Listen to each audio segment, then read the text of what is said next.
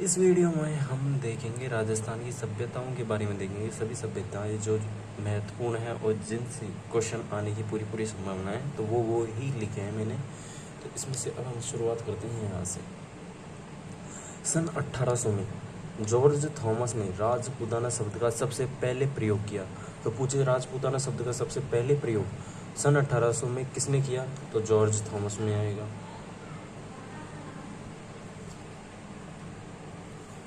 अगर 1829 में क्या होता है, कर्नल जेम्स टोड ने 1829 में एक बुक लिखी।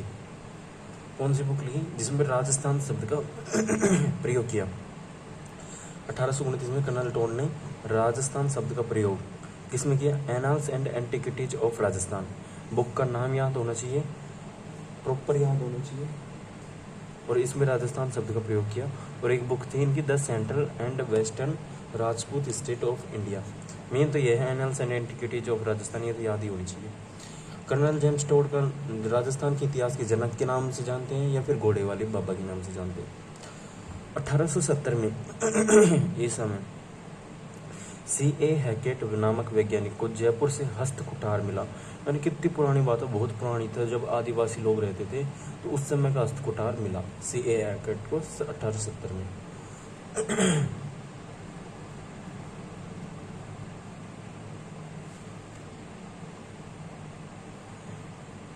अब हम आते हैं सभ्यता की तरफ। तो सभ्यता की तरफ आते हैं तो सबसे पहले देखते हैं सारणी किस तरीके से बनी हुई है। सारणी जिस तरीके से बनी हुई है उसी तरीके से हम याद करेंगे। पहले तो है काल, जैसे पाषाण काल, यानी पाषाण काल का मतलब होता है पत्थर वाला काल, जिसमें पत्थरों से उपकरण बनाए, जैसे पत्थरों से कुल्हाड़ी बनाई, पत्थर की कुल्हाड़ी बनाई, तो पत्थर के चाकू बनाए। तो पाषाण काल में ये सभ्यताएं आती हैं। और इनसे सभ्यताओं से रिलेटेड कौन सा स्थान है भाई, ये तो काल हो गया पाषाण। पत्थर वाले काल में ये सभ्यताएं थी। अब ये सभ्यता स्थान कहाँ पे है, तो ये सभ्यता इस स्थान पे।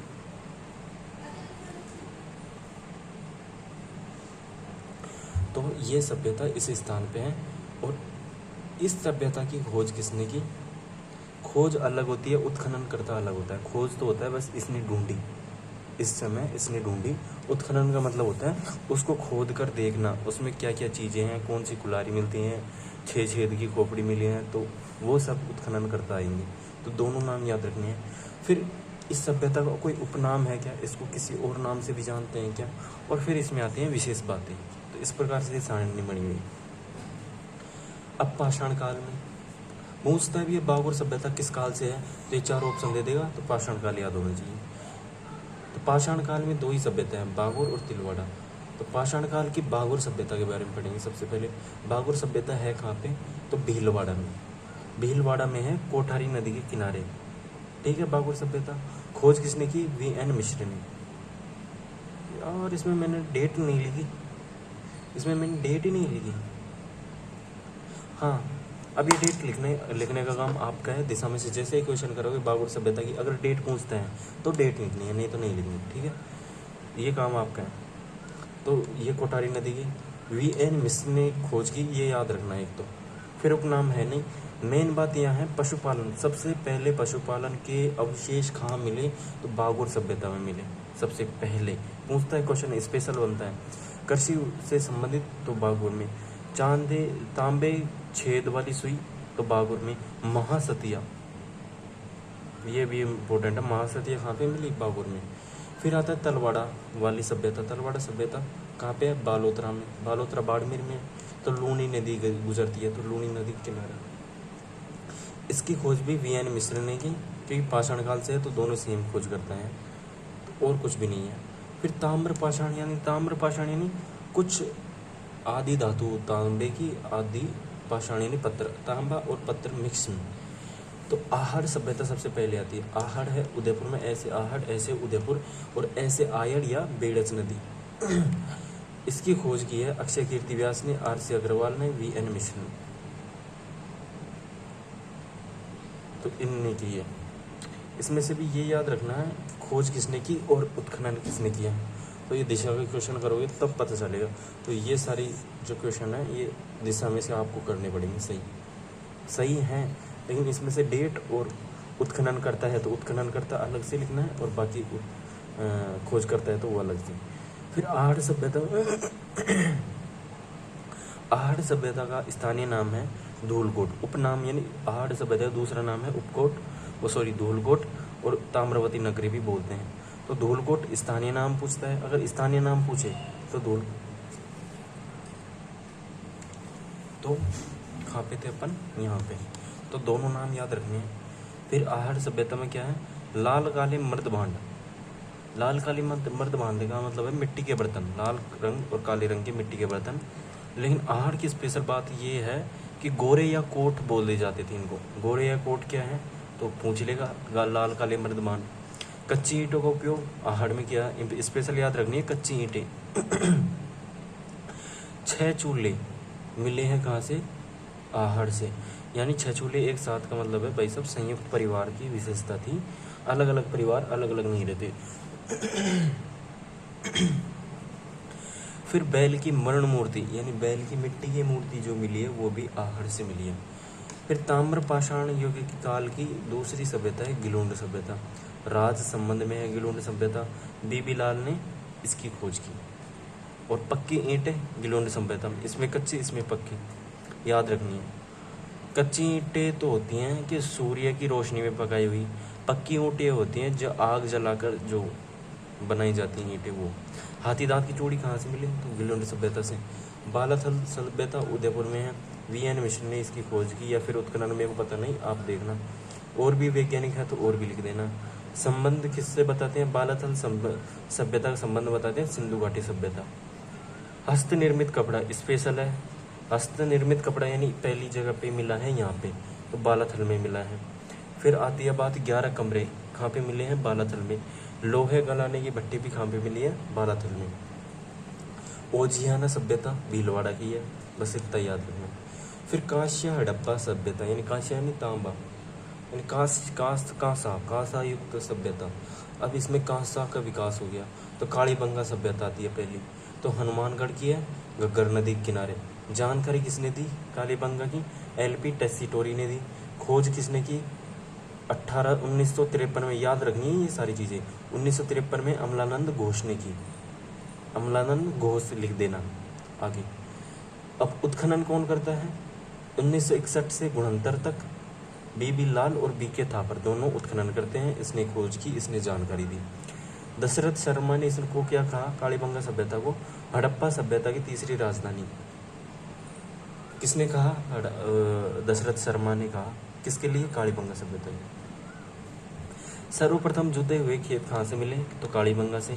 7 अग्निकुंड कहाँ से मिले तो भी कालीबंगा। अग्निकुंड का मतलब होता है जैसे यज्ञ व्यज्ञ करते हैं ना, तो वो चौर कोर का वो होता है, उसमें आग जलाते हैं, तो वो सारी चीज़ें। लकड़ी की नालियाँ कहाँ से मिली तो भी कालीबंगा से। और यहाँ पे तो एक चीज़ और है, 6 छेद की खोपड़ी मिली कालीबंगा से। और व्यवस्थित नालियाँ कहाँ पे मिली तो भी कालीबंगा से। यानी इसमें क्या होता है कि अपने तो सीधी नालियाँ बनी होती हैं, इसमें क्या होता है, नाली ऐसे बनी, फिर ऐसे, फिर ऐसे बनी, फिर ऐसे, फिर ऐसे, मतलब ऐसे ऐसे, मतलब बीच बीच में गड्ढे होते थे और पूरी नाली पैक होती थी। और जहाँ पर गड्ढे होते थे ना, वहाँ पर ढक्कन लगा होता था। तो क्योंकि जो भी कचरा आता, जैसे ये आया, अब यहाँ पे गड्ढा कचरा है, तो कचरे या गड्ढे में गिर गया, फिर साफ पानी आ जाएगा, फिर कचरा गड्ढे में गिर गया, फिर आगे चलता जाएगा। मतलब पानी रुकता नहीं था, मतलब जाम नहीं होती थी नाली। तो वो गेट खोलते थे, ढक्कन खोलते थे और कचरा निकाल लेते थे, तो ऐसे नाली साफ भी हो जाती थी। सबसे व्यवस्थित नालियाँ जो हैं लकड़ी की नालियाँ, वो कालीबंगा की हैं। तो ये चीज़ भी पूछ सकता है, लिख लेना, व्यवस्थित नालियों की व्यवस्था। फिर 5 स्तर और 2 भागों वाली पूछते हैं। 5 स्तर वाली कौन सी सभ्यता है तो कालीबंगा।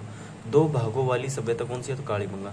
2 भाग का मतलब है कि ये जैसे पूरी सभ्यता है, तो यहाँ तो है पर्वत यानी पहाड़ पे दुर्ग बना है बढ़िया वाला, तो दुर्ग वाली एक भाग ये है, और नीचे है गांव टाइप, यानी ये शहर है, ये गांव है कालीबंगा का। तो इस टाइप 2 भागों वाली सभ्यता है ये। फिर आती है सोती सभ्यता, कहाँ की है, बीकानेर की, याद रखना है। अमलानंद ने क्या कहा, कालीबंगा का उद्गम स्थल है सोती। कालीबंगा की जो स्टार्ट हुई थी वो सोती सभ्यता से हुई, अमलानंद घोष ने की है। कालीबंगा प्रथम इसको नाम से जाने जाते हैं। फिर लोहकालीन सभ्यता आती है, वैदिक सभ्यता। अनूपगढ़, वैदिक सभ्यता में कौन कौन आते हैं, अनूपगढ़ तरखानवाला डेरा, चक 64, ये सारे तीनों जो शहर हैं श्रीगंगानगर के हैं और यहाँ पे वैदिक सभ्यता पाई जाती थी। मौर्य काल की सभ्यता है बैराट। पूछते हैं मौर्य कालीन सभ्यता कौन सी है, तो बैराट है, याद रखना है ये मौर्य काल से। जयपुर की है, 1936 में खोज की है, ये खोज है।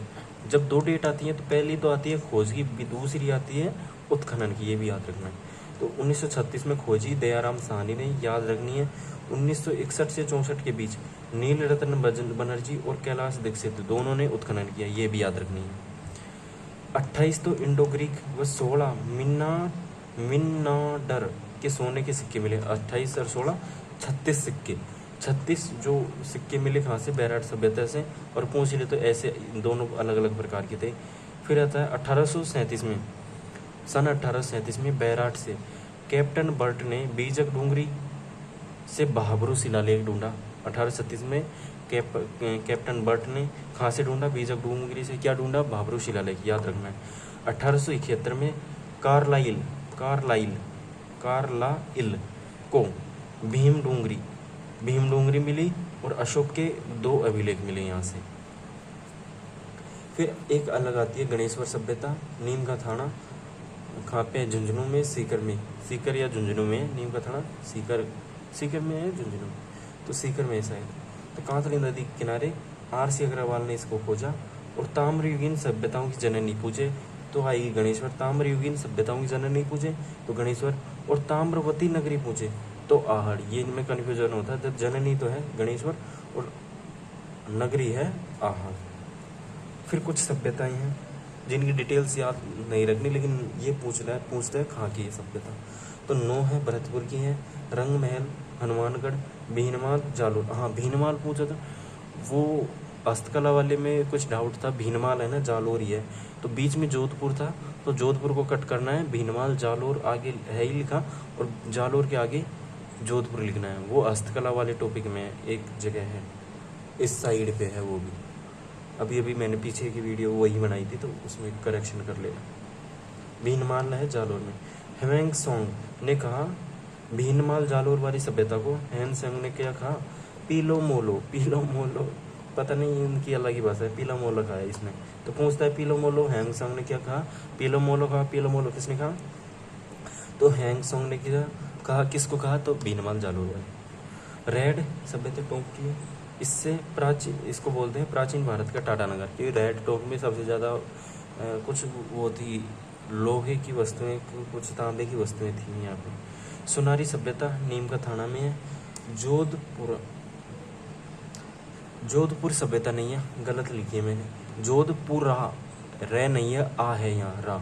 जोधपुरा सभ्यता है जयपुर में, इसको रा करना है, जयपुर में सावी नदी के किनारे। फिर कुछ जनपद है तो उनकी राजधानी है, तो मत्स्य महाजनपद, इसकी राजधानी है नहीं, पहले तो मत्स्य जनपद का एरिया कहाँ पे है और उसकी राजधानी। तो मत्स्य जो महाजनपद है वो जयपुर अलवर भरतपुर वाले क्षेत्र को मत्स्य जनपद कहते हैं। और मत्स्य जनपद की राजधानी है विराटनगर, जो जयपुर में है। ऋग्वेद से जानकारी किस महाजनपद की मिलती है, तो मत्स्य जनपद की ऋग्वेद से जानकारी मिलती है। पूछा गया क्वेश्चन है, सारे ही पूछे गए क्वेश्चन है। सुरसेन महाजनपद अलवर भरतपुर पे आता है और राजधानी है मथुरा। स्वी जनपद उदयपुर चित्तौड़गढ़ के नज़दीक आता है, यानी ये वाला भाग सिवी जनपद के नाम से जाना जाता है। और सिवी जनपद की राजधानी है मध्यमिका या फिर नगरी आ जाए तो मध्यमिका आ जाए, राजधानी यही है चित्तौड़गढ़ में, ठीक है। फिर मालव जनपद टोंक या जयपुर में है, राजधानी मालव जनपद है टोंक या जयपुर के आसपास और राजधानी है नगर यानी जयपुर। योधेय जनपद श्री गंगानगर हनुमानगढ़ पे आते हैं। चलो तो इसको रिवाइज करना है, अच्छे से पढ़नी है, जैसे ही समझ में आएगी तो याद भी हो जाएगी, ठीक है।